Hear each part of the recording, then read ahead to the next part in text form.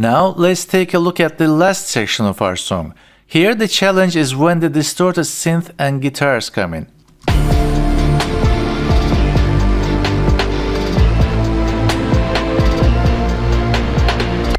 They are too powerful compared to the rest of the sounds in this section. We could simply turn them down to make room for the choir, which is the main track here, but that would reduce their impact and energy. Let's try another method. There's a special and quite advanced technique called MidSide, which allows us to separately control sounds that are placed in the center of the soundstage and sounds that are panned left and right. Going back to our problem here, the distorted synth and guitars constitute a wall of sound that masks everything else, especially the choir. So rather than turning them down drastically, we could try turning them down in the center, carving a space for the choir, and leaving everything else intact to preserve the weight and impact of these distorted sounds. Cubase has one plugin that handles mid-side processing with grace and is called Frequency. This is an equalizer that allows you to process sounds in the middle separately from sounds on the sides. Since I want to apply this processing to all these distorted tracks, I will group them. Let's select them again by shift-clicking, go to the mixer, right-click, add group channel to selected channels. Let's name this group Distorted Sides. On this group channel, I will insert Frequency. It's under Equalizers right here.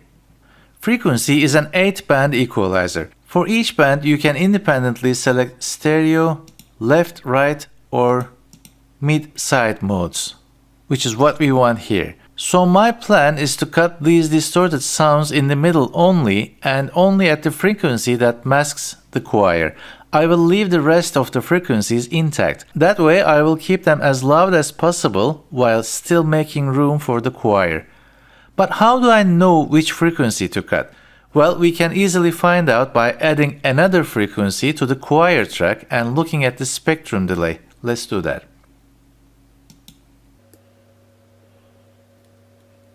This is our choir track right here.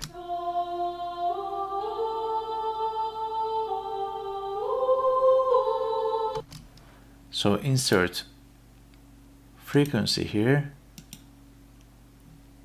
and look at the spectrum graph.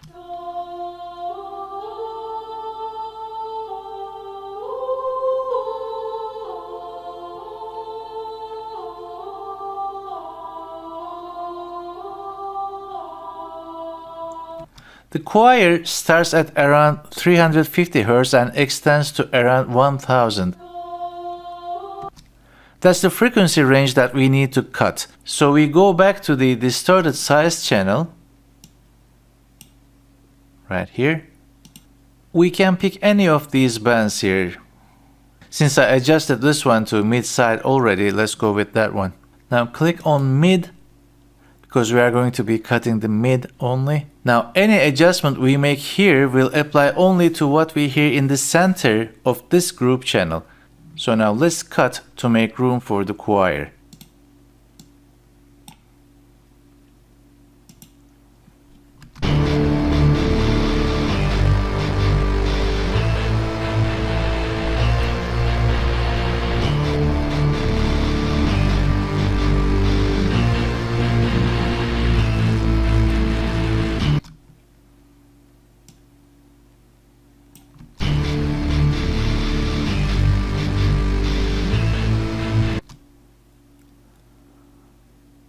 So right now I'm cutting somewhere between 500 and 550.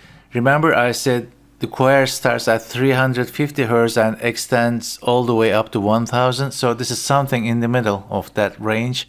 And I'm cutting that range aggressively actually by 8 dB and keeping it fairly wide here. Now that we're here, let's try something else. We can actually boost certain frequencies on the sides. That way we can make these distorted sounds even more powerful without masking the choir. Let's go to the highest channel, channel number 8, put it on mid-side mode again. This time select side, switch to shelf mode, high shelf, and try boosting.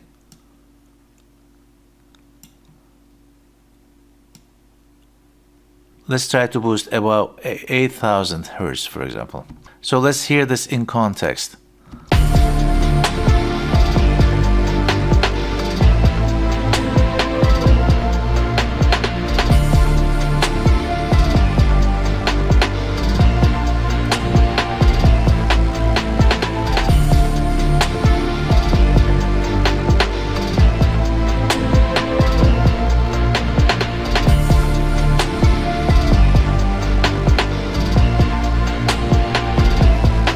Let's also try boosting the choir a bit by the automation that we did earlier.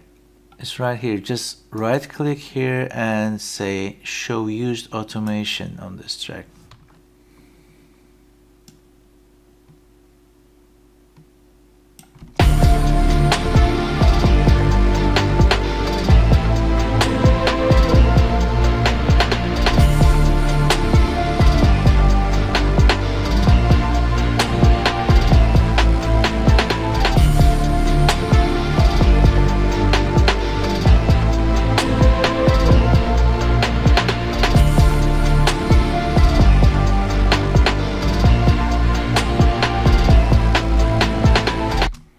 We brought the distorted tracks forward, but we can still hear the choir perfectly because every instrument has its own space in our virtual three-dimensional stage. See how it all connects to the three-dimensional exercise we made at the very beginning of this course?